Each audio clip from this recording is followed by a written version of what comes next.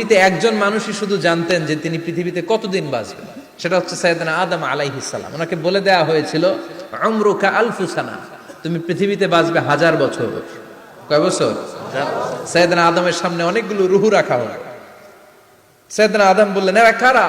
আল্লাহ বললেন, এরা হচ্ছে নাসালুক, তোমার বংশধর, পৃথিবীতে তোমার পর এরা পৃথিবীতে আসবে। সাইয়েদনা আদম বললেন, আল্লাহ ওই যে একটা রূহ দেখা যায়, এটার নাম কি? আল্লাহ বললেন, হাদা ইবনুকা দাউদ, এটা তোমার ছেলে দাউদ, সে দুনিয়াতে নবী হয়ে আসবে, তার ছেলে সুলাইমানও নবী হয়ে আসবে। সাইয়েদনা আদম বললেন, মাবুদ, আমার ছেলে দাউদের কত বছর হায়াত আপনি দিয়েছেন? আল্লাহ বললেন, 40 সানা, মাত্র 40 বছর, 4 ইয়ার্স, 40 বছর তোমার ছেলেটা বাঁচবে। ও আল্লাহ, আমি বাঁচবো কয় বছর? তুমি বাঁচবা 1000 বছর। সুবহানাল্লাহ।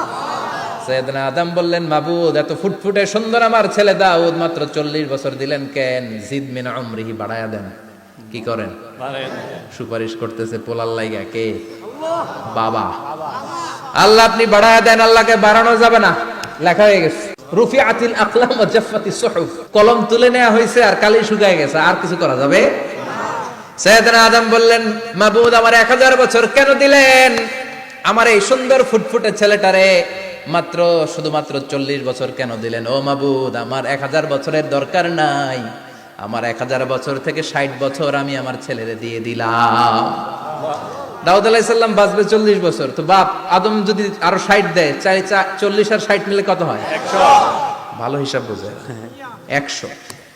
আর আদম আলাইহিস সালাম পেয়েছিলেন 1000 বছর, 60 কমে গেলে রইল কত? 940 বছর পৃথিবীতে থাকার পরে মালাকুল মাউত চলে এসেছে।